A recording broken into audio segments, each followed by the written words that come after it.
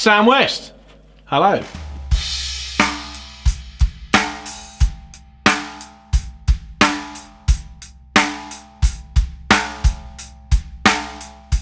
So I've never really been that much of a matching snare drum type person, but having sat down and thought about it in the last sort of few minutes, it turns out I think I've probably got maybe a third of the drum kits that I own have matching snare drums. Some of them they came to me with with matching snares. Some of them, like the Club Custom, I actually bought the snare drum and then I bought a kit, and then so I ended up having two snare drums, and they're not for sale, by the way, because they're both tuned differently and I love them both. I've got the Janista, which was my third kit I ever had.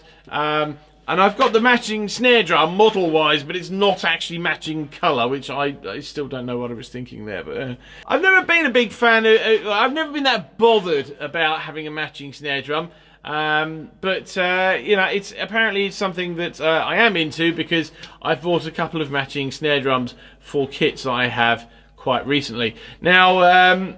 This particular snare drum is not specifically matching in the sense that this is in no way in a cherry rose wood finish like my Granstar, as you will have noticed that. This is, though, the snare drum which came with the Granstar line in the late 80s, and the giveaway on that is probably the Granstar lugs, which you can see there. I can't remember the specific model number for this, but it was Powerline, and I think it was like 106, but I'll put the correction on the screen. So I got this fairly recently, and I mean, it was something that kind of, I mean, it interested me, really, because like I said, I was just, it was the right price, and I didn't really pay that much for it. I mean, in terms of what it is, it's a Japanese steel-made shell,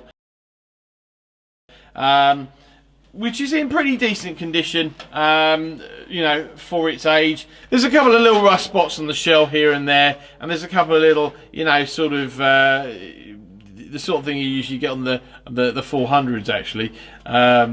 Bit of pitting on some of the lugs, but I'm not convinced that the hoops are original. They're triple flange, but they would have come in mighty hoops.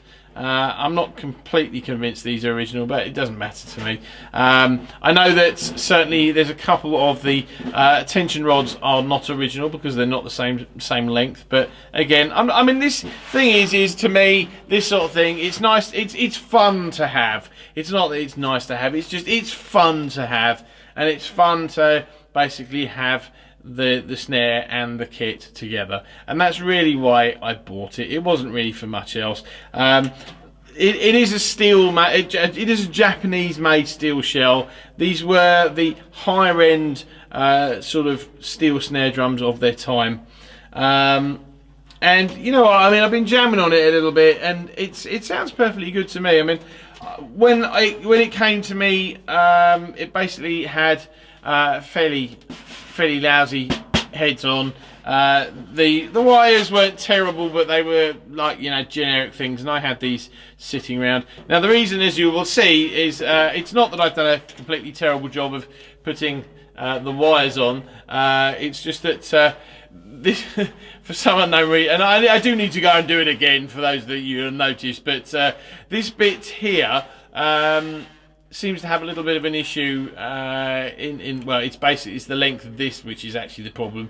So I need to basically reset it, but I wasn't going to do it just for this this part of the video, so I'm not that bothered about it. But the drum itself, it's a 14 by 6.5, and I said it's the Powerline model. 10 double-ended Granstar lugs. Like I said, triple flanged hoops.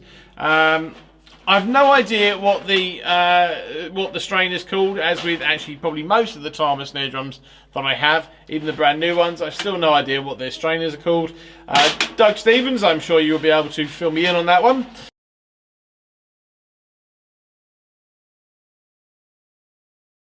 But it's it's on, it's off. It works fine though, so that's always a good start. Butt plate, a little bit, well, you know, very much of its time, very generic. But you know, again, it does its job, and that's fine with me. The only thing, I mean, I sort of, you know, other than the obvious, which I said I replaced, was really, I changed the washers out to nylon ones. And I mean, I gave it a little bit of an initial clean. It really does need a better clean. You know, basically the lugs need to come off, and have a good going over with some metal polish and a rag. But all in all, though, I think, you know, I mean, considering it's 30 whatever years old, it's in pretty decent condition. I mean, the edges, the bearing edges inside are very, you know, very sort of typical metal shell. They got the flanged edge, and the snare bed's coming out to sort of there also. So yeah, it's not very deep, but it's noticeable. It's one of those. These are, like I said, I mean, these are, well, these were at the time the sort of high-end steel metal drums, you know, of the period. It's fairly no frills. Anyway, it is what it is, and this is it. So this is what it looks like, this is what it sounds like. Thank you very much for watching, and I will see you again. So here you have the strainer. It works perfectly well. It's a little hard to do when it's one-handed and it's resting on something, but it works just fine. And in fact, to be honest with you, I actually like that strainer more than I like the mechanism that came on the Zelkova I have in the other room. And this is 30 odd years old, and that Zelkova is 9 years old. So I don't know. Well, it's true though. I changed out the washers. It came with metal washers, which would be obviously correct for a drum of this age, but I replaced them with the nylon ones anyway. 10 Granstar lugs. You've got the made in Japan on the badge there, just at the very bottom. The very uninspiring but functional butt plate.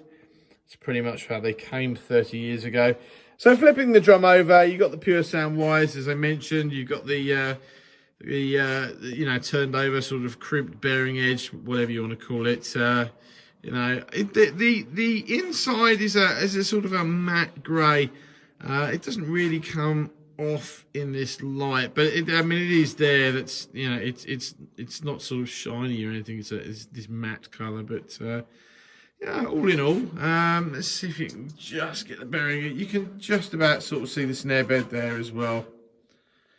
But that's that.